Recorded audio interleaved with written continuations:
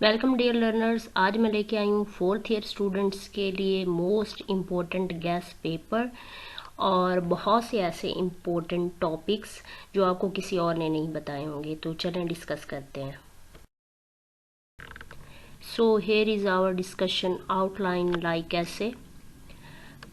सबसे पहले हम पेपर डिवीजन की बात करेंगे कि 100 मार्क्स हैं, और उसके बाद हम मैनेजमेंट ऑफ टाइम की बात करेंगे कि आपके पास 3 घंटे हैं तो आप अपने टाइम को कैसे मैनेज करना है, और how much time you should have to spend on one question. एक सवाल पे आपको कितना टाइम लगाना है। एंड नेक्स्ट वन होगा what is the length of one question. एक सवाल आपको कितने सफ़ों पे लिखना है जिसके लिए आपके अच्छे नंबर आ सकें। नेक्स्ट वन है most important chapters for preparation from modern essays. तो नेक्स्ट से आपका स्टार्ट हो रहा है गैस पेपर के मॉडर्न एसेज में से 20 में से कितने ऐसे हैं और कौन से हैं जो आप तैयार कर लें तो आपका पेपर हो जाएगा। नेक्स्ट पे है most important questions from the novel the old man and the sea. Old man and the sea में से आपके तकरीबन 30 क्वेश्चंस होते हैं, तो गैस पेपर बनाया गया है, मोस्ट इम्पोर्टेंट क्वेश्चंस ऐड किए हैं। वीडियो को एंड तक देखना है, ये वीडियो आपके लिए बहुत ही इंपॉर्टेंट होने वाली है। नेक्स्ट है how can you put one answer in multiple questions. एक जवाब को आप बहुत सारे सवालों में कैसे पुट कर सकते हैं। मोस्ट इम्पोर्टेंट ऐसे टॉपिक्स फॉर योर पेपर्स। ये जो आपका इंग्लिश का पेपर है इसमें आपके एसेज के कौन कौन से टॉपिक्स हैं जो कि आ सकते हैं। नेक्स्ट है which question you should solved first. तो पेपर में पहले आपको कौन सा सवाल सॉल्व करना चाहिए, वेदर ऐसे करना चाहिए, इडियम्स करने चाहिए, क्वेश्चंस करने चाहिए या फिर करेक्शन, ये हम आगे डिस्कस करेंगे। तो हमारी फर्स्ट आउटलाइन में फर्स्ट सेक्शन है ए पेपर डिवीजन, और इसके आपके 2 पार्ट्स होते हैं, पेपर ए और पेपर बी। जो आपका पेपर ए है वो 40 मार्क्स का होता है और आपका पेपर बी 60 मार्क्स का होता है। तो 40 मार्क्स में से आपको जो आपका फर्स्ट सेशन है मॉडर्न एसेज, उसमें से आपको 3 सवाल दिए जाएंगे और आपने 2 करने होंगे जो कि होंगे आपके 10-10 नंबर के, 20 नंबर के। और दूसरा आपको जो नॉवल है the old man and the sea, उसमें से 3 क्वेश्चन दिए जाएंगे और आप 2 क्वेश्चन करेंगे जो कि होंगे 10-10 मार्क्स के, और टोटल मार्क्स होंगे 40। नेक्स्ट पेपर बी है जो कि है 60 मार्क्स का। पेपर बी में आपको आएगा ऐसे जो कि है 25 मार्क्स का। आपको 5 टॉपिक्स दिए जाएंगे, एक टॉपिक आपने करना होगा, और आपके ऐसे की आउटलाइन 5 मार्क्स की होगी और जो बॉडी है वो 20 मार्क्स की होगी। उसके बाद आपको करेक्शन दी जाएगी, सेंटेंसेस को करेक्ट करना होगा जो कि होगा आपका 10 मार्क्स का, और इडियम्स दिए जाएंगे या फिर फ्रेजल वर्ब्स, ये होंगे आपके 10 मार्क्स के। देन आपको लेटर्स एप्लीकेशन में चॉइस दी जाएगी, ये आपका होगा 15 मार्क्स का। According to my opinion letter is the best option, क्योंकि लेटर में मार्क्स अच्छे मिलने के चांसेस होते हैं। एप्लीकेशन कंपैरेटिवली शॉर्ट होती है और लेटर थोड़ा सा लॉन्ग होता है और उसमें सेल्फ राइटिंग के चांसेस ज़्यादा होते हैं। So letter is the best option. Next बात करते हैं मैनेजमेंट ऑफ टाइम की। मैनेजमेंट ऑफ टाइम में सबसे ज़रूरी चीज़ जो आपके पास होनी चाहिए वो है आपकी वॉच। आपके पास घड़ी होगी तो आप टाइम देखेंगे और आपको पता चलेगा कि मैंने एक क्वेश्चन को कितना टाइम देना है। क्योंकि बाज़ का जब आप इन्विजिलेटर्स से टाइम पूछते हैं, बार बार पूछते हैं, तो इन्विजिलेटर्स अक्सर टाइम नहीं बताते। वो कहते हैं कि बहुत ज़्यादा टाइम पड़ा, आप ईजी होकर पेपर लिखें। सो आपके पास अपनी वॉच का होना बहुत ज़रूरी है। मैं सारे स्टूडेंट्स को रिकमेंड करूँगी कि वो अपनी वॉच लेके जाएं, आपके पास वॉच होनी चाहिए। सो टाइम डिस्कस कर लेते हैं। आपके पास टोटल टाइम 3 घंटे है और पेपर के आपके मार्क्स 100 हैं, और अगर 3 घंटों में मिनट्स की बात की जाए तो 180 मिनट्स हैं, और 100 मार्क्स पे अगर आप 180 मिनट्स को डिवाइड करें अपने मार्क्स को मिनट्स पे तो ऑलमोस्ट 1.8 आता है। तो आपको 1.5 मिनट देना है एक नंबर के पेपर को, ये आपने माइंड में रखना है। Means to say you should have to spend 15 minutes on 10 marks question. आपका अगर एक सवाल 10 नंबर का है तो आपको उस सवाल पे 15 मिनट टाइम लगाना है, उससे ज़्यादा टाइम उसे नहीं देना। नेक्स्ट क्वेश्चन हमारे पास है how much time you should have to spend on one question. एक सवाल पे आपको कितना टाइम स्पेंड करना है। तो यहाँ पे मैं आपको मार्क्स डिवीजन बताऊंगी, कैसे पे आपको कितना टाइम लगाना है, इडियम्स पे कितना लगाना है, करेक्शन पे कितना लगाना है। सो 4 questions of 40 marks should solved in 1 hour। इसका मतलब ये है, जो बात आपको मैंने पहले बताई, कि अगर आपका 10 नंबर का सवाल है मॉडर्न एसेज में से, तो उसको आपको 15 मिनट देने हैं। इसका मतलब है 2 सवालों को आपने दिए 30 मिनट।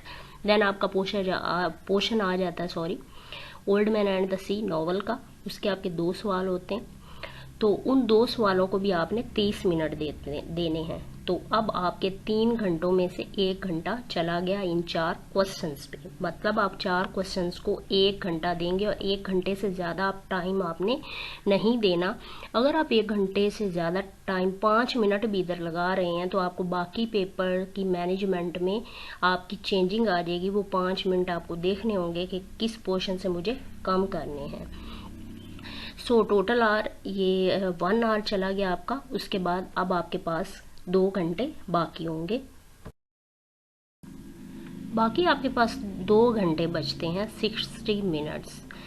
मैनेजमेंट ऑफ टाइम में आपने अपनी प्रेजेंटेशन का बहुत ज़्यादा ख्याल करना है। आपका पेपर साफ होना चाहिए। आपने बहुत ज़्यादा सोचना नहीं है, काम होके पेपर को सॉल्व करना है।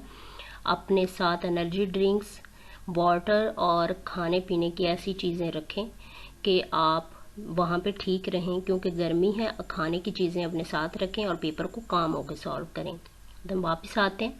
10 मार्क्स के आपके इडियम्स हैं। इडियम्स को आपने 15 मिनट से ज़्यादा टाइम नहीं देना, क्योंकि आपके इडियम्स बहुत ज़्यादा हैं और शॉर्ट टाइम में आप उनको प्रिपेयर नहीं कर सकते सबको। तो आपने ये करना है कि सारे इडियम्स के जो मीनिंग्स हैं उर्दू में, वो सारे आप बड़ी एहतियात से अच्छे से माइंड में उन्हें रिकॉल करें, उनको उर्दू में पढ़ें, और पेपर में जब इडियम्स आप देखेंगे आपको मीनिंग आते होंगे, तो आप सेल्फ राइटिंग से उसके सेंटेंस बनाने की कोशिश करें। यही तरीका है, क्योंकि टाइम जो है वो बहुत कम है, तो आप इडियम्स को ही बहुत ज़्यादा टाइम नहीं दे सकते। और पेपर में भी आपने 15 मिनट से ज़्यादा टाइम इडियम्स को नहीं देना। नेक्स्ट आपके पास 10 मार्क्स के हैं कुरेक्शन के। तो कुरेक्शन को आपने 20 मिनट्स देने हैं, यानी कि 10 मार्क्स हैं तो एक नंबर को आप 2 मिनट देंगे। तो 10 मार्क्स के लिए यहाँ पे आपके लिए मैनेजमेंट में 20 मिनट्स रखे गए हैं, क्योंकि कुरेक्शन पे ऑलमोस्ट 20 मिनट लग जाते हैं। उसके बाद आ जाता है आपका लेटर, जो कि है 15 मार्क्स का, या फिर आप एप्लीकेशन जो भी आपने करना हो, लेटर करना हो या फिर एप्लीकेशन करनी हो, आपने उसको देने हैं 25 मिनट्स, यानी कि 25 मिनट। और उसके आपने स्ट्रक्चर का बहुत ख्याल रखना है, क्योंकि जो आपका लेटर का और एप्लीकेशन का स्ट्रक्चर है उसके आपके हाफ मार्क्स होते हैं। अगर आपका लेटर या एप्लीकेशन 15 नंबर के हैं, तो इसका मतलब आधे नंबर बॉडी के हैं और आधे नंबर स्ट्रक्चर के हैं। मैं स्ट्रक्चर की बात कर रही हूँ, जहाँ से आप स्टार्ट लेते हैं। दाएं जानब से examination hall, city, ABC, date लिखते हैं, उसकी बात की जा रही है, और एंड में आप लिखते हैं थैंक यू, या फिर योर्स ओबीडियंटली लिखते हैं, XYZ लिखते हैं, डेट लिखते हैं, उसकी बात की जा रही है। इसको आपने बहुत एहतियात से सॉल्व करना है। अगर आप लोग कहेंगे तो मैं स्ट्रक्चर की अलग से आपके लिए वीडियो बना दूंगी, कमेंट्स में मुझे ज़रूर बताइएगा।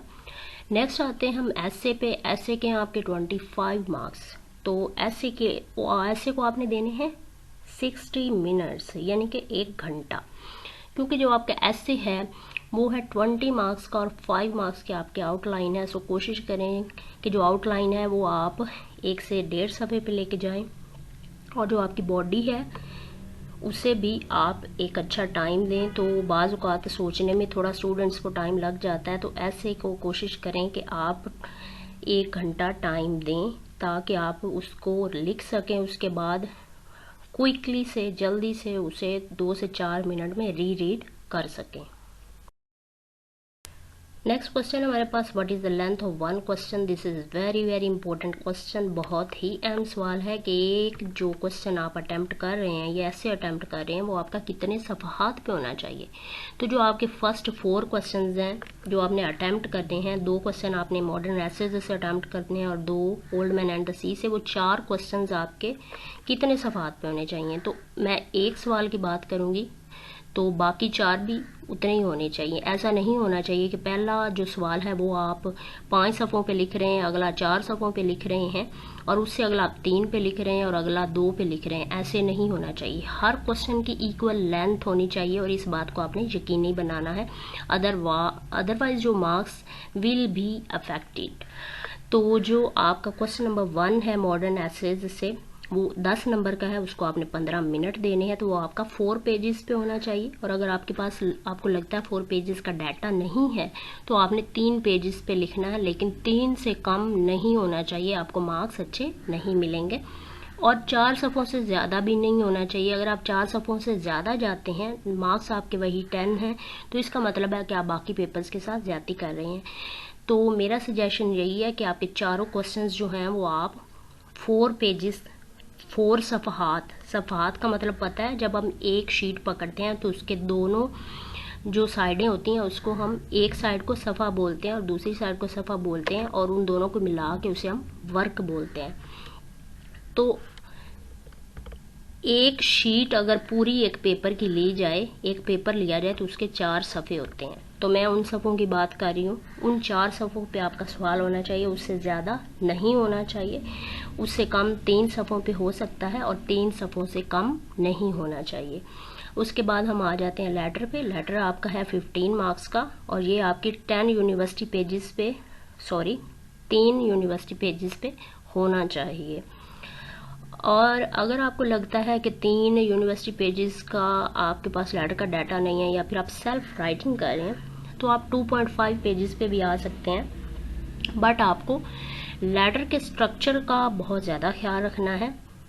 बॉडी जो है लेटर की वो 8 मार्क्स की है, और जो लेटर का स्ट्रक्चर है, मैं फर्स्ट स्ट्रक्चर की बात कर रही हूँ, जहाँ से आप स्टार्ट लेते हैं एग्जामिनेशन हॉल CTABC, और आगे जो एंड में आप लिख रहे होते हैं योर सिंसियरली, या फिर एप्लीकेशन में लिखते हैं योर्स ओबीडियंटली XYZ, डेट लिखते हैं, कहाँ पे कॉमा आना है, कहाँ पे फुल स्टॉप आना है, दाएं से स्टार्ट करना है बाएं से। तो आपने इस चीज़ का, इस स्ट्रक्चर का बहुत ख्याल रखना है, क्योंकि इसके हैं आपके 7 मार्क्स। उसके बाद हम आते हैं एसे पे। जो आपका एसे है वो 25 मार्क्स का। तो मैं सेकेंड ईयर को सजेस्ट करती हूँ जिनका ऐसे होता है 20 मार्क्स का, कि आप 8 सफ़ों पे लाजमी लिखें। तो क्योंकि आपका 25 मार्क्स का है, तो आपको ऐसे 10 सफ़ों पे लिखना ही चाहिए, जिसमें से जो आपके 1.5 पेज यानी कि 1.5 सफ़ा आपका आउटलाइन का होगा, और उसके बाद बाकी जो आपके हैं 8.5 पेजेस वो आपके होने चाहिए ऐसे के। अब 8.5 पेजेस में से भी आपके 2 पेजेस चले जाएंगे कोटेशंस पे। मैं आपको सजेस्ट करूँगी कोटेशंस लाजमी ऐड करें। जब आप ऐसे में हर सफ़े पे एक कोटेशन लिखते हैं तो वो आपका जगह भी लेती है, और आपका ऐसे लंबा होता है, ज़्यादा सफ़ात पे जाता है, और उसके आपको मार्क्स भी बहुत अच्छे मिलते हैं। जो ऐसे है वो आपने लिखते हुए ख्याल रखना है कि आउटलाइन जैसे सीक्वेंस में आपने लिखी है। फॉर एग्ज़ाम्पल आपने इंट्रोडक्शन लिखा है, डेफिनेशन लिखी है, advantages of internet, disadvantages of internet, और एंड में कंक्लूजन। सीक्वेंस से जैसे आपने आउटलाइन बनाई है बिल्कुल वैसे ही सीक्वेंस से आपने ऐसे लिखना है। और ऐसे में आपने हेडिंग्स बिल्कुल नहीं देनी, ऐसे में हेडिंग्स नहीं देनी चाहिए। पैराग्राफ्स में लिखें। पैराग्राफ्स में लिखते हुए अगर आपको कोई लगता है कि कुछ जो वर्ड्स हैं बहुत इंपॉर्टेंट हैं, तो आप उसको अंदर से मार्कर से हाईलाइट कर सकते हैं। पैराग्राफ में लिखना है। पैराग्राफ कैसे बनाते हैं आपको इसका ख्याल रखना है। शॉर्ट पैराग्राफ्स में लिखें, और एंड में कंक्लूजन ज़रूर लिखें। जो भी ऐसे है उसकी डेफिनेशन आपको ज़रूर लिखनी चाहिए। तो कोटेशंस आपके पास हैं तो भी ठीक है। मैंने जो है आगे चल कर डिस्कस आपके साथ करूँगी कौन से ऐसेज आने वाले हैं, मोस्ट इम्पोर्टेंट हैं। अगर आपके पास कोटेशंस ना हो आप मुझे कमेंट बॉक्स में बता सकते हैं, तो मैं आपके लिए अलग से वीडियो बना दूंगी जिसमें मैं आपको इन तमाम ऐसेज कोटेशंस जो हैं वो प्रोवाइड कर दूंगी।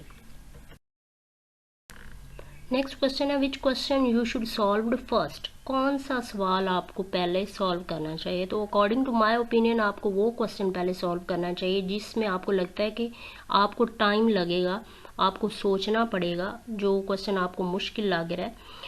तो जैसे कि ऐसे है, ऐसे के 25 मार्क्स हैं, आप इसको छोड़ भी नहीं सकते। और मैं आपको यही कहूँगी कि कोई भी क्वेश्चन छोड़ के नहीं आना, हर क्वेश्चन अटेम्प्ट करना है। सेल्फ राइटिंग की कोशिश करें लेकिन कोई चीज़ छोड़ के नहीं आनी, हर क्वेश्चन अटेम्प्ट करना है।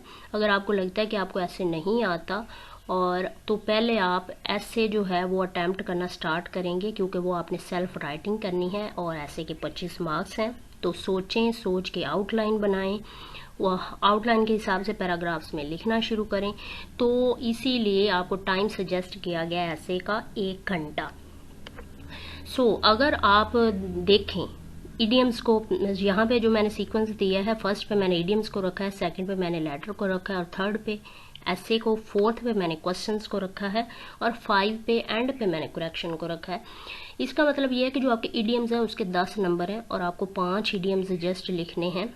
आप इडियम्स को देखें, पढ़ें, अगर आपको उनके मीनिंग्स आते हैं, सबसे पहले इडियम्स को जो है वो आप सेंटेंसेस में चेंज करें, उनके सेंटेंसेस बनाएं।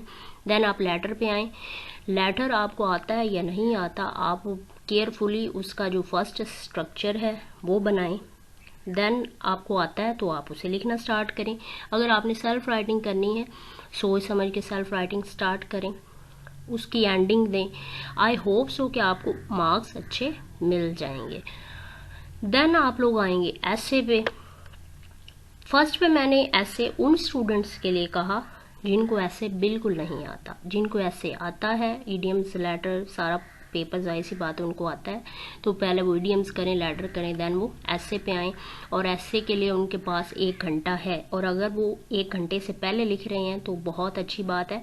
और 1 घंटे में कोशिश करनी है कि आपने 55 मिनट्स में ऐसे लिख के कंप्लीट कर देना है। और जो 5 मिनट हैं वो ऐसे को आपने रीड करना है, क्योंकि अक्सर तेज़ी में लिखते हुए हम स्पेलिंग्स लिखते हैं तो उसमें कुछ स्पेलिंग्स मिसिंग हो जाते हैं, तो वो आप जब रीड करेंगे तो आपकी मिस्टेक्स करेक्ट हो जाएंगी। देन आपने आना है क्वेश्चन, कोशिश करें एंड में करें। हर क्वेश्चन के मार्क्स जो हैं वो इक्वल हैं, 10 हैं। तो आपके पास टाइम होगा, आप टाइम देखेंगे। अगर आपके पास 15 मिनट एक क्वेश्चन के बच रहे हैं और टाइम ज़्यादा नहीं है तो आप 3-3 सफ़ों का पेपर अटैम्प्ट करते जाएं। लेकिन अगर आपके पास टाइम बिल्कुल एग्जैक्ट अच्छा है तो 3.5 से 4 पेजेस बेस्ट रहेंगे आपके लिए, आपके मार्क्स बहुत अच्छे आएंगे।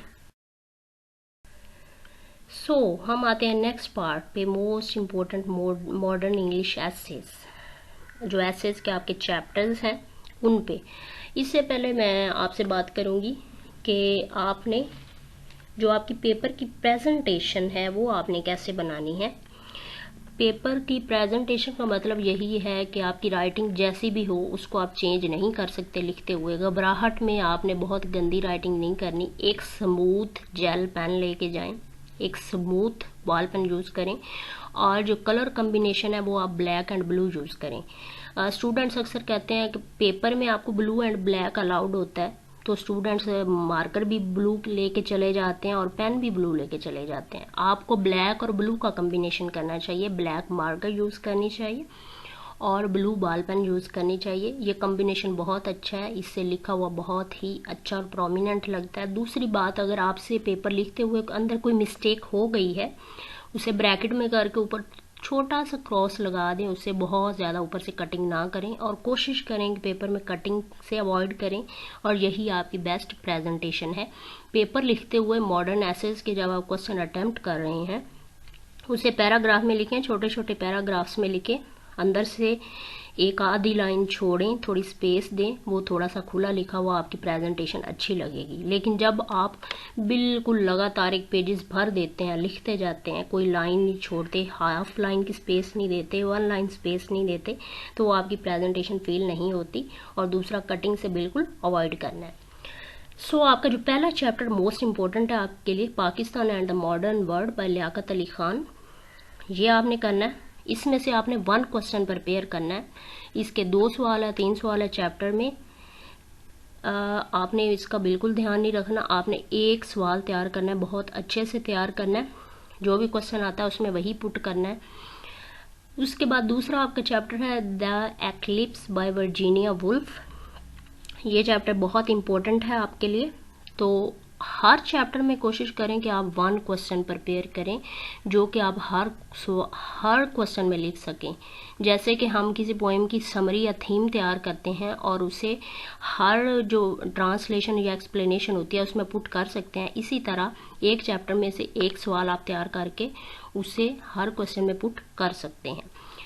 चैप्टर नंबर 3 है whistling of birds by D.H. Lawrence. Most important chapter, बहुत अच्छे से तैयार करना है आपने। नेक्स्ट चैप्टर नंबर 4, ये आई होप सो सीक्वेंस और हो सकता है क्योंकि मैंने अंदर से चैप्टर चूज़ किए। आपके 20 चैप्टर्स हैं तो यहाँ पे आपको दिए गए हैं 9 या फिर 10 चैप्टर्स, तो इसीलिए इनका सीक्वेंस ये आगे पीछे हो सकते हैं, आप देख लीजिएगा। विस्लिंग ऑफ बर्ड्स बहुत इंपॉर्टेंट है, आपने अच्छे से तैयार करना है। चैप्टर नंबर 4 जो है वो है नागासाकी, अगस्त 9, 1945 बाय माइकाटो इचिमारो। ये चैप्टर भी बहुत इम्पोर्टेंट है। Chapter number 5 next walking on the moon by David R Scott. इसको आपने तैयार करना है। इसको आप याद ना कर सकें तो इसके सवालों को आपने अच्छे से पढ़ के जो उसमें बातें हैं उसको माइंड में रख लेना है, आप सेल्फ राइटिंग भी कर सकते हैं। नेक्स्ट हमारे पास चैप्टर है my grandfather by William Butler Yeats. और जो W.B. येट्स है ये बहुत इम्पोर्टेंट राइटर है, so my grandfather is also very important. अब आप लोग कहेंगे ये कैसा गैस पेपर है कि इसमें हमें 10 चैप्टर्स तैयार करने हैं। तो जो आपको दूसरे लोग गैस पेपर देते हैं वो आपके पास या फेल होने की उनको कोई नहीं होता। आप लोग अगर स्टडी नहीं करते तो फेल हो सकते हैं। तो जो 20 चैप्टर्स हैं आपके मॉडर्न एसेज में से, उसमें से एटलीस्ट आप लोग 10 चैप्टर्स तो तैयार कर ही सकते हैं और इसी 10 चैप्टर्स में से आपका पेपर ज़रूर आएगा। ये मोस्ट इम्पोर्टेंट चैप्टर्स हैं जो कि आपके एसेज से लिए गए हैं। Next chapter number 7 the beauty industry by Huxley. तो ये जो हग्सले आपका राइटर है ये also very important beauty industry के बारे में। तो इसमें से आप कोशिश करें कि हर चैप्टर से 1 क्वेश्चन प्रिपेयर करें। जो चैप्टर नंबर 8 है वो है are doctors man of science by G.B. Shaw. Very very important, ये बहुत अच्छे से तैयार करना है आपने। और पेपर में आपने आंसर लिखते हुए हेडिंग्स नहीं देनी। मैं बार बार आपको बता रही हूँ, चाहे आप ओल्ड मैन एंड द सी लिख रहे हैं, आंसर लिख रहे हैं, मॉडर्न एसेज का आंसर लिख रहे हैं या पैसे लिख रहे हैं, आपने हेडिंग्स नहीं देनी, पैराग्राफ्स में लिखना है। क्योंकि माजी में मेरे बहुत से ऐसे स्टूडेंट्स हैं जो फेल हुए हैं हेडिंग्स देने की वजह से, और बहुत इंटेलिजेंट स्टूडेंट्स थे, उनके मार्क्स इतने कम आए कि उनकी सप्ली आ गई। तो आपने हेडिंग्स नहीं देनी। नेक्स्ट आपका chapter number 9 the bachelor's dilemma by Herbert Gold. बहुत अच्छे से तैयार करना है, बहुत इम्पोर्टेंट है। Chapter number 10 tolerance by E.M. Forster. E.M. Forster is very important writer, so tolerance को भी आपने बहुत अच्छे से तैयार करना है। अगर हम एक सवाल तैयार कर लेते हैं, हमें पता होता है कि इसमें कौन कौन सी बात की गई है, तो हम सेल्फ राइटिंग भी कर सकते हैं, इतना मुश्किल काम नहीं है। आगे मैं आपके साथ डिस्कस करने जा रही हूँ old man and the sea के मोस्ट इम्पॉर्टेंट क्वेश्चंस, और जो उसमें से भी बहुत ज़्यादा इम्पोर्टेंट क्वेश्चंस हैं उनको मैंने रेड कलर से हाईलाइट कर दिया है, जस्ट क्वेश्चन को ऊपर से हाईलाइट किया है, सो वो आप देख लीजिएगा। सो हमारी आउटलाइन में एक क्वेश्चन था how you can put 1 answer in multiple questions. So उसका ये आपके सामने नमूना है कि आप एक क्वेश्चन में बहुत सारे क्वेश्चंस आपको पंजाब यूनिवर्सिटी या अदर यूनिवर्सिटीज़ जो भी अलग अलग बोर्ड्स हैं घुमा के देते हैं। तो बहुत सारे सवालों में आप सिंगल आंसर कैसे लिख सकते हैं। जो आपका क्वेश्चन नंबर 1 है, this is very important question. Santiago as the hero of the novel. Santiago को नॉवल के हीरो के तौर पर डिस्कस करें।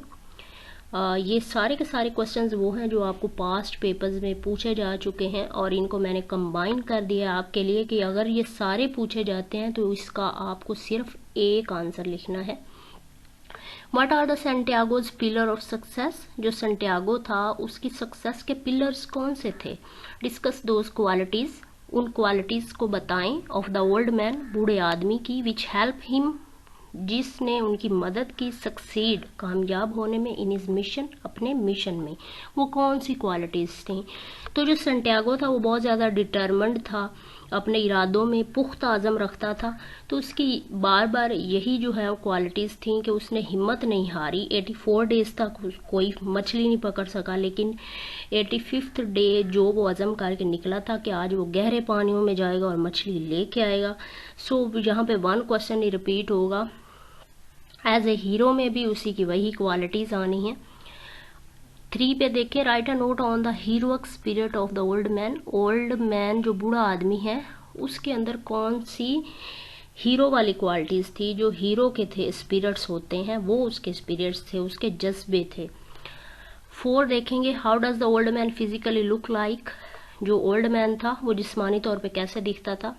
तो जब जो 4 और 5 है ये बिल्कुल मैच करते हैं। 5 को देखें, right a short note on the character sketch of Santiago. Santiago का कैरेक्टर स्केच। तो जब हम किसी का कैरेक्टर स्केच बताते हैं तो हम उसका फिजिकल लुक भी बताते हैं कि उसकी आंखें कैसी हैं, बाल कैसे हैं, उसके चेहरा कैसा है। तो इसके चेहरे पे धब्बे थे, स्पॉट्स थे, ब्लैचेस थे, और वो बहुत ज़्यादा डिटरमंड ओल्ड मैन था। वो दूसरे फिशरमैन से अलग था। और वो कैसे ख्वाब देखता था, लाइंस को देखता था बीच पे। सैंटियागो का किस चीज़ का सिंबल था, वो लड़के के साथ कैसे रहता है और अकेले में ये बातें करता है खुद से। तो बहुत सारी बातें एज अ होल अगर बात की जाए तो अगर आप नॉवल की समरी अच्छे तरीके से शॉर्ट समरी याद कर लेते हैं तो आप सारे सवालों को बहुत इजीली सॉल्व कर सकते हैं। नेक्स्ट 6 है, give a graphic pen picture of the old man. ये क्वेश्चन पूछे जा चुके हैं। How did he look like. उसके ग्राफिक पेन पिक्चर यानी कि वो बिल्कुल एग्जैक्ट कैसा दिखता था, फिजिकली कैसा दिखता था, वही जो 4 पे हमने पढ़ा फिजिकली लुक लाइक, यही इसमें आ जाता है। Graphic pen picture of the old man, old man की आपने तस्वीर बनानी है, तस्वीर देनी है अपने अल्फाज में, वो कैसा दिखता था। How did he look like. Next हमारा क्वेश्चन है क्वेश्चन नंबर 2। तो क्वेश्चन नंबर 1 में मल्टीपल क्वेश्चंस थे, लेकिन आपने एक क्वेश्चन का जो मल्टीपल क्वेश्चंस थे उसका एक आंसर तैयार करना है और उन तमाम क्वेश्चंस में उसी एक आंसर को पुट कर देना है। तो वहाँ पे मैंने जो रेलिवेंट तमाम क्वेश्चंस थे उनको एक जगह पे आपके लिए कंबाइन कर दिया। Question number 2, discuss the ocean. समंदर को डिस्कस करें एज ए लिविंग करैक्टर, बिल्कुल ऐसे जैसे कि एक जिंदा किरदार होता है इन द नॉवल में। 2 पे देखेंगे, द सी इज प्रेजेंटेड, जो समंदर है उसे पेश किया गया एज ए लिविंग करैक्टर, एक जिंदा किरदार के तौर पे इन द नॉवल में। डिस्कस, इस बात को डिस्कस करें। 3 पे है, सी एज ए करैक्टर, समंदर एक किरदार है। Is as good as any other character, बिल्कुल इतना ही अच्छा जितना कि कोई और किरदार होता है इन द नॉवल समंदर में। एलैबोरेट, इस बात को एलैबोरेट करें। जो समंदर है वो बिल्कुल उतना ही अच्छा किरदार है जितना कि और कोई अच्छा किरदार नॉवल में दिया गया है, जैसे मैनोलिन का या सैंटियागो का, इस बात को एलैबोरेट करें। 4 पे है, discuss the role of sea in the novel. Novel में समंदर का किरदार क्या है वो डिस्कस करें। 5 पे है, discuss the sea as a living entity, जो समंदर है वो एक जिंदा शनाख्त रखता है, जिंदा शनाख्त के तौर पे उसको डिस्कस करें। तो ये तमाम जो क्वेश्चंस हैं इसमें आपने एक ही आंसर पुट करना है। ये सारे सेम लाइक एक दूसरे के जैसे डिटो कॉपी हैं, यानी कि जैसे बहन भाई हैं।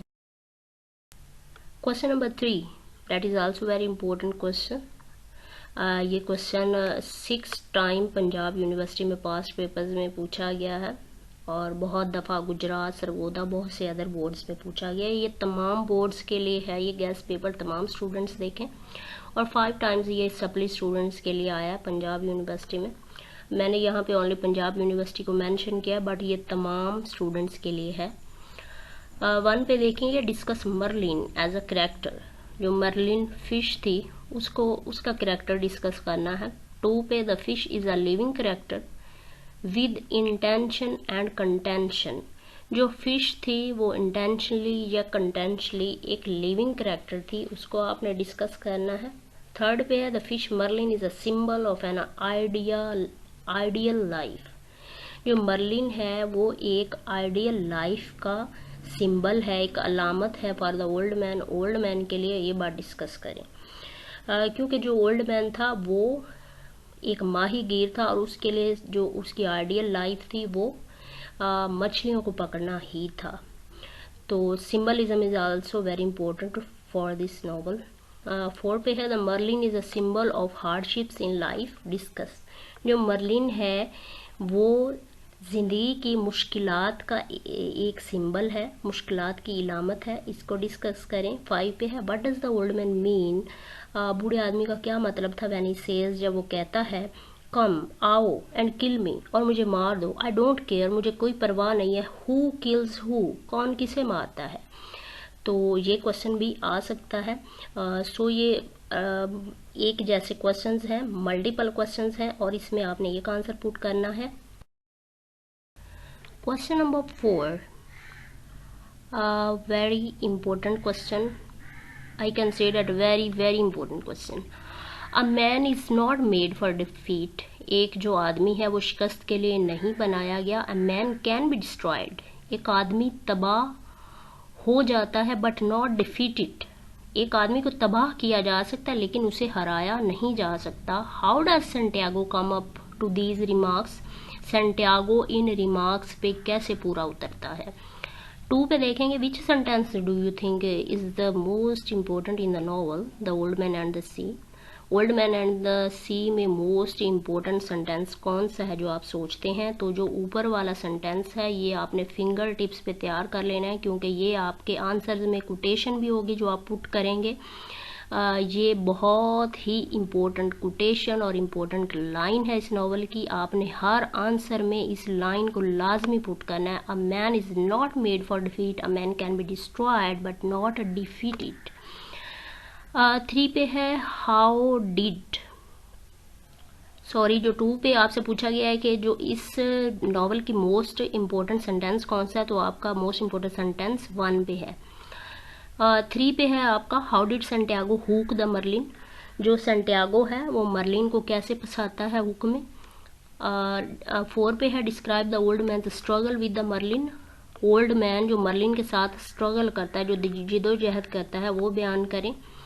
तो जो वो शार्क के साथ लड़ता है, जो मर्लिन के साथ स्ट्रगल करता है, क्योंकि वो खुद भी ज़ख्मी हो जाता है और 3 दिन तक स्ट्रगल करता रहता है मर्लिन के साथ और एंड में उसका स्केल्टन रह जाता है। तो शार्क के साथ उसकी लड़ाई और मर्लिन को हुक करना, इन सब में आप एक आंसर पुट कर सकते हैं अगर आप अपना हैंड रिटन आंसर तैयार करते हैं।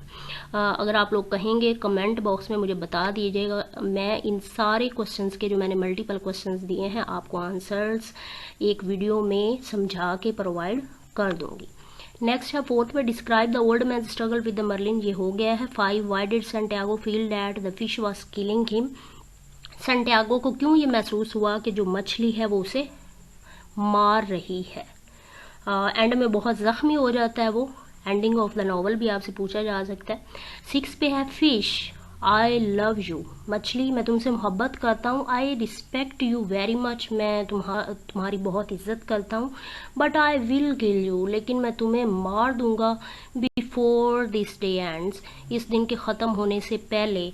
ये आपका क्वेश्चन भी आ सकता है और ये आपकी इस नॉवल की बहुत इंपॉर्टेंट कोटेशन है। लाइक जो फर्स्ट पे आपकी कोटेशन लिखी हुई है man is not made for defeat, ये 1 पे और 6 पे दोनों कोटेशंस अपना रजिस्टर पकड़ें, उस पर लिख लें और फिंगर टिप्स पे अच्छे से तैयार करें, लिख के देखें। ये आपने हर आंसर में आपने पुट करनी है। तो इसी तरह से ये आपके मल्टीपल क्वेश्चंस हैं जिसमें आपने एक आंसर को पुट करना है। तो आपका क्वेश्चन नंबर 4 कंटिन्यू है।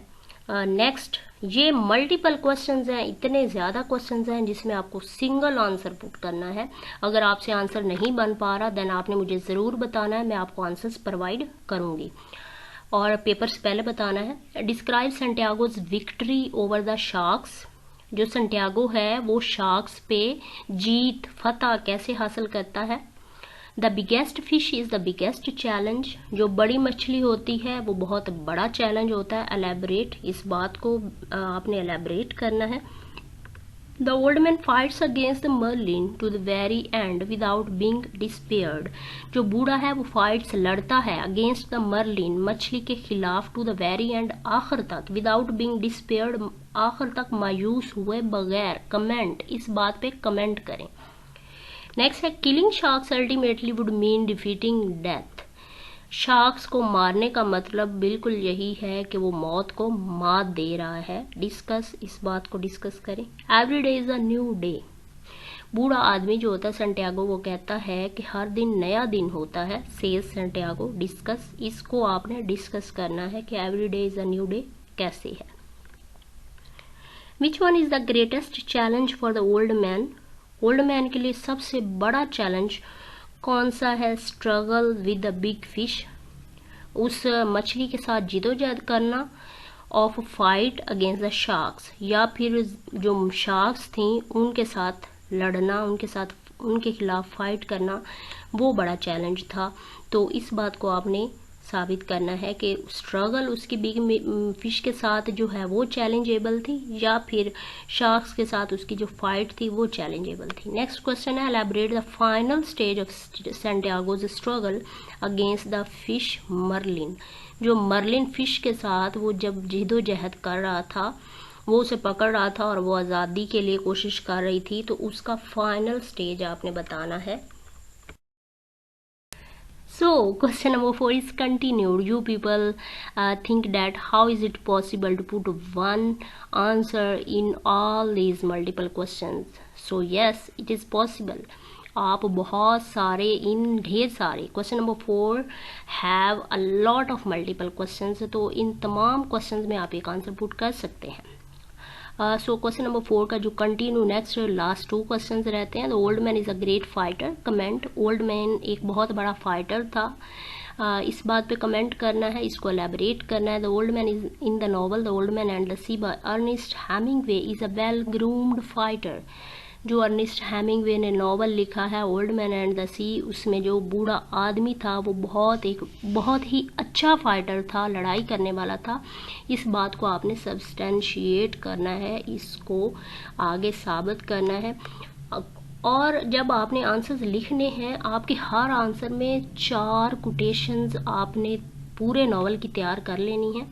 लाइक पिछले क्वेश्चन में मैंने आपको 2 बताई, तो वो कोटेशंस आपने अंदर जो है ब्लैक ब्लू से बॉल पेन से आपने लिखना है और ब्लैक मार्कर यूज़ करनी है। ब्लैक मार्कर से अंदर आप जो है अपनी कोटेशंस पुट करें और आपके बहुत अच्छे मार्क्स आएंगे। So here is your next question, question number 5, discuss the old man as a strange old man, जो बूढ़ा आदमी था वो बहुत ही अजीबो गरीब बूढ़ा आदमी था, तो इस बात को आपने डिस्कस करना है। क्वेश्चन नंबर 2 है compare and contrast the old man with other fisherman, बूढ़े आदमी को दूसरे जो माहीगीर हैं उनके साथ आपने कंपेयर करना है और कंट्रास्ट बताना है।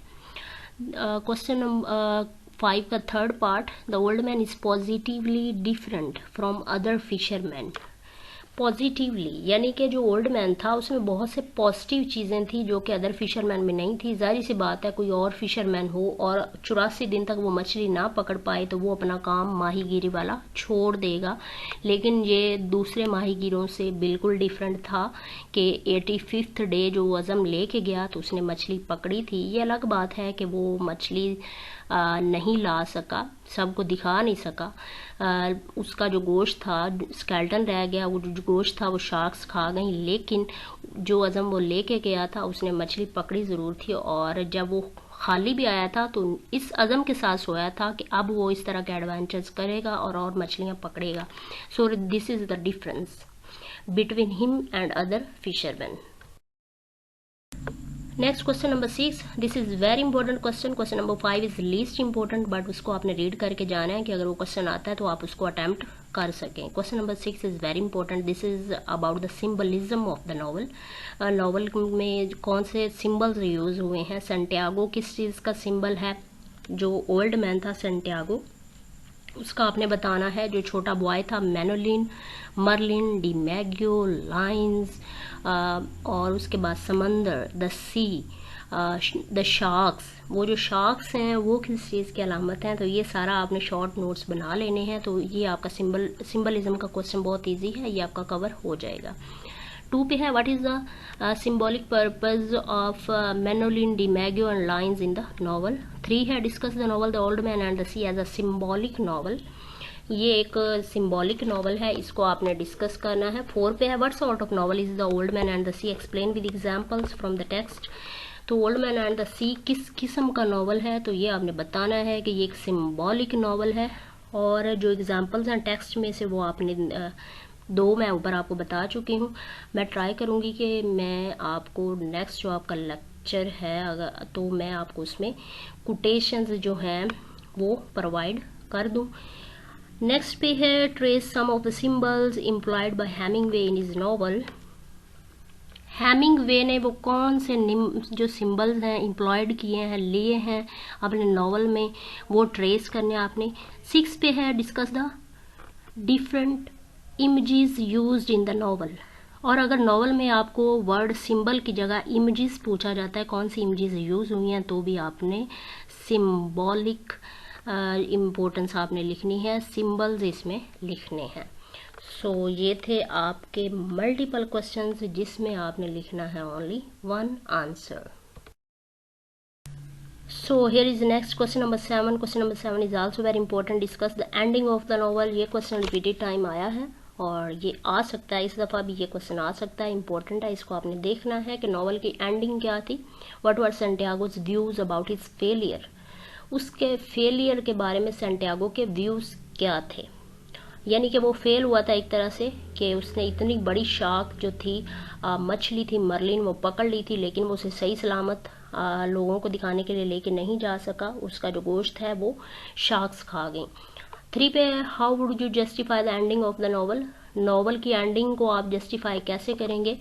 तो एंड में आप जो कंक्लूजन देंगे, एंड में आप इन तीनों सवालों में आपने एक ही जवाब क्योंकि लिखना है, तो एंड में आपने कंक्लूजन में यही लिखना है कि जो बूढ़ा आदमी था वो डिटरमिन्ड था, वो हार के भी हारा नहीं था, वो आगे और शिकार के लिए तैयार था। Question number 8 is the least important question, but I am going to discuss. Maybe अगर क्वेश्चन आ जाता है तो 1 से 2 दफ़ा आपने रीड किया हो ताकि आप सेल्फ राइटिंग कर सकें। 1 पे whom does the old man talk to on the sea, समंदर में वो किससे बातें करता था एंड वाई और क्यों। 2 पे है who were the old man's companions, बूढ़े आदमी के साथी कौन से थे, whom he always talk to, जिनसे वो हर वक्त बातें करता था। तो इसकी शॉर्ट समरी थी मैं आपको बता देती हूँ, यही है कि वो समंदर में हमेशा अकेला होता है, पहले उसके साथ लड़का होता था, तो जब एंडिंग में वो अकेला होता है, लड़के के माँ बाप उसे उसके साथ नहीं जाने देते, तो वो खुद से बातें करता है, वो मेनोलिन की बातें याद करता है और वो डिटर्मिनेशन लेता है डिमैगियो से, जो कि एक बेसबॉल का खिलाड़ी था, और डिमैगियो की डिटर्मिनेशन वहाँ से लेता है, अपने आप को बहुत ज़्यादा स्ट्रॉन्ग रखता है, और फिर वो लाइंस को याद करता है, लाइंस के ख्वाब देखता है, क्योंकि वो समंदर में आइसोलेशन में होता है और वो खुद से बातें करता है, और ये उसकी सबसे बड़ी ताकत होती है, खुद से बातें करना। 3 पे देखेंगे आइसोलेशन कैन बी डिस्ट्रक्टिव, जो तन्हाई है वो तबाहकुन हो सकती है। How does the old man combat it in the novel, और जो बूढ़ा आदमी है नॉवल में उसने इस बात को किस तरह से इस पे ओवरकम किया, कॉम्बेट किया कि जो तन्हाई है वो डिस्ट्रक्टिव होती है या नहीं होती। तो ओल्ड मैन का आपने ये शो करना है, ये 3 क्वेश्चंस का आपने एक ही आंसर लिखना है। और वंस अगेन मैं आपको कह रही हूँ कि ये तमाम क्वेश्चंस जिनके मल्टीपल क्वेश्चंस हैं उसके आंसर्स अगर आपसे तैयार नहीं होते देन पेपर से पहले पहले आपने मुझे बताना है, मैं इसके आंसर्स आपको प्रोवाइड करूँगी। Question number 9, right A short note on Hemingway style of writing. ये क्वेश्चन बहुत कम आता है बट आ सकता है, so this is a least important question. There is almost a scientific precision in Hemingway's prose discuss. जो Hemingway का pros है उसमें तकरीबन जो साइंटिफिक चीज़ें हैं वो बताई गई हैं, ये डिस्कस करें, मतलब उसका स्टाइल तो बहुत शॉर्ट और कंसाइज रहता है अपने टॉपिक पे। जो हेमिंगवे है उसका ये नावल 84 पेजेस पे है, सिर्फ 84 सफ़हात पे उसने लिखा है। ये बेसिकली एक नोवेला है, तो 84 सफ़हात पे लिखने के बावजूद इस नावल बेस पे उसे जो है नोबेल प्राइज़ इन लिटरेचर मिला था। तो हेमिंगवे स्टाइल्स पूछा जा सकता है, तो इजी लैंग्वेज यूज़ किया उसने, सिंपल लैंग्वेज यूज़ किया, उसका स्टाइल जो है बहुत कंसाइज है। तो आपसे पूछा जाए तो आपने कोशिश करनी है कि 1 से 2 दफ़ा क्वेश्चन रीड करके जाएं और सेल्फ राइटिंग करें। हमारे पास थे the old man and the sea के टोटल 9 क्वेश्चंस, और 9 क्वेश्चंस आप प्रिपेयर कर सकते हैं। उसमें से 5 कंपलसरी अच्छे से तैयार करें, बाकी जो 4 हैं उसको आप ओनली रीड कर लें ताकि आपका पेपर अच्छा हो जाए। और नेक्स्ट हमारे पास ये है मोस्ट इम्पोर्टेंट एसेज टॉपिक्स, और एसेज के भी आपके जो टॉपिक्स हैं उनमें आप मल्टीपल टॉपिक्स में सेम जो है वो ऐसे पुट कर सकते हैं। हम आगे डिस्कस करते हैं। The social evils in Pakistan, ये आपसे पूछा जा सकता है। Social evils in Pakistan, some problems facing Pakistan today, the problems of Pakistan. ये जो आपके पहले 3 टॉपिक्स हैं ये तीनों जो हैं वो एक जैसे हैं, तो इनमें आप सेम प्रॉब्लम्स जो हैं, सोशल इवल्स जो पाकिस्तान की प्रॉब्लम्स हैं उसमें सोशल इवल्स भी हैं। और जो पाकिस्तान की प्रॉब्लम्स हैं, पाकिस्तान कौन सी प्रॉब्लम्स फेस कर रहा है? पाकिस्तान में गुर्बत बहुत ज़्यादा है, पुअर्टी है, पाकिस्तान में अनएम्प्लॉयमेंट है, पाकिस्तान में पॉलिटिकल अनइंस्टेबिलिटी है, और जो पाकिस्तान में सोशल इवल्स हैं उसमें रॉबरी है, आप जानते हैं डकैतियाँ हो रही हैं, कराची में बहुत ज़्यादा लोगों को दिन दिहाड़े कत्ल कर दिया जाता है। और पाकिस्तान सोशल इवल्स में बहुत सारी सोशल इवल्स हैं। इसमें आप इंटरनेट का भी लिख सकते हैं, इंटरनेट के फ़ायदे भी हैं तो नुकसान भी है। सोशल इवल्स में जो हमारी यंग जनरेशन है वो नेट को किस तरह से इस्तेमाल कर रही है। ये जो आपके 3 टॉपिक्स हैं, आप तमाम टॉपिक्स की कोशिश करें कि आउटलाइन अच्छे से तैयार करके उसको याद करके जाएं। जो आपका एसे है उसमें जो आप उस आउटलाइन के रिलेटेड सेल्फ राइटिंग करके आप ऐसे लिख सकते हैं। लेकिन अगर आप वो स्टूडेंट्स हैं जिनकी तैयारी अच्छी है, वो कॉलेजेस में स्टडी कर रहे हैं, उनकी पहले से तैयारी अच्छी है, तो उनके ऐसे तैयार होते हैं। वेल एंड गुड, आप बहुत अच्छे तरीके से ऐसे को अटैम्प्ट करें। और जिन्होंने सेल्फ राइटिंग करनी है वो जस्ट आउटलाइन तमाम टॉपिक्स की बना के रखें, उसे अच्छे से तैयार करके जाएँ और उस आउटलाइन के हिसाब से सेल्फ राइटिंग कर सकते हैं। नेक्स्ट टॉपिक है प्लेस और role of women in society. एक औरत का मुआशरे में क्या मुकाम है, क्या जगह है, क्या किरदार है। This is very important topic, ये आपने अच्छे से इसकी आउटलाइन ऐसे तैयार करना है। नेक्स्ट है why I love Pakistan, the female education, ये बहुत इंपॉर्टेंट टॉपिक है। Science and technology, information technology, ये एक ही ऐसे के तकरीबन नाम हैं, तो साइंस एंड टेक्नोलॉजी और इंफॉर्मेशन टेक्नोलॉजी में आप एक ही उनको तैयार कर सकते हैं। नेक्स्ट टॉपिक है science in the service of man. तो अभी हमने जो पहले स्लाइड थे उसमें देखा कि इंफॉर्मेशन टेक्नोलॉजी या फिर साइंस की जो टेक्नोलॉजी है ये बिल्कुल उसी की तरह science in the service of man, the value of computers, a mobile phone occurs. 3 topic ये और 2 टॉपिक वो, ये 5 टॉपिक्स के लिए आप एक आउटलाइन तैयार कर सकते हैं। वो कैसे? जो साइंस है, साइंस में आपके कंप्यूटर्स भी आते हैं, मोबाइल फोन्स भी आते हैं। तो जो साइंस है ये आपको फ़ायदे भी दे रही है, आपने इसके एडवांटेजेस भी लिखने हैं और डिसएडवांटेजेस भी लिखने हैं। अब एडवांटेजेस में आप कंप्यूटर्स पे आएंगे। आगे कंप्यूटर्स का जो हम मल्टीपल बेस्ट यूजेस कर रहे हैं वो एडवांटेजेस में आ जाएंगे, और डिसएडवांटेजेस में जब आप इंटरनेट का इस्तेमाल लिखेंगे तो डिसएडवांटेजेस में आगे मोबाइल फ़ोन का जो हम गलत इस्तेमाल कर रहे हैं वो आ जाएगा, और एडवांटेजेस में मोबाइल फ़ोन का पॉजिटिव यूज़ आ जाएगा। मोबाइल फ़ोन पे अगर जस्ट आ जाता है आप कैसे, तो उसमें आप मोबाइल फ़ोन का इस्तेमाल जो हम सोशल मीडिया ऐप्स करते हैं, टिकटॉक, फेसबुक, ट्विटर, जब हम यूट्यूब पे जाते हैं तो हम हर वक्त स्क्रॉलिंग करते हैं, तो इसके फ़ायदे और नुकसान आप लिख सकते हैं। लेकिन इसके फ़ायदे और नुकसान लिखते हुए भी आप इंटरनेट लिखेंगे। तो ये जो 5 टॉपिक्स हैं ये समझें एक जैसे हैं और इनमें आप एक ऐसे पुट कर सकते हैं। जो लोग ये कहते हैं, कुछ स्टूडेंट्स हैं जो किसी एकेडमी से ले लिया 1 पेज 2 पेज ले लेते हैं कि ये ऐसे है और ये सारे ऐसे जो उनको टीचर्स कह देते हैं कि ये पकड़ें, इसमें एक एक लफ्ज़ आएगा, जो भी ऐसे आता है वो लफ्ज़ इसमें लिखते जाना है और ये ऐसे आपने लिखना है। वो आपने बिल्कुल ऐसा नहीं करना, आप लोग फेल हो जाएंगे, उसके मार्क्स आपको नहीं मिलेंगे। हर ऐसे की अपनी आउटलाइन तैयार करें और उससे अच्छा सेल्फ राइटिंग करें, उसके मार्क्स आपको मिल जाएंगे। नेक्स्ट टॉपिक है द मैथ्स एजुकेशन और एजुकेशन फॉर ऑल। ये बहुत इम्पोर्टेंट टॉपिक है। नेक्स्ट आपके पास है energy crisis of Pakistan. Pakistan में कौन से एनर्जी क्राइसिस हैं। नेक्स्ट है mass media, its role and freedom in a society. ये आपके वो टॉपिक्स हैं जो आपको दिए जा सकते हैं। The city life versus the village life. City life कैसी होती है, विलेज लाइफ कैसी होती है, इसकी आउटलाइन लिखें। आप इजीली सेल्फ राइटिंग कर सकते हैं। मैस मीडिया पे भी सेल्फ राइटिंग कर सकते हैं। और एनर्जी क्राइसिस जो है उसकी आउटलाइन क्या तैयार करें कि आपने कौन कौन से एनर्जी क्राइसिस पे बात करनी है। जस्ट आपके पास आउटलाइन हो और आप इजीली ऐसे लिख सकते हैं।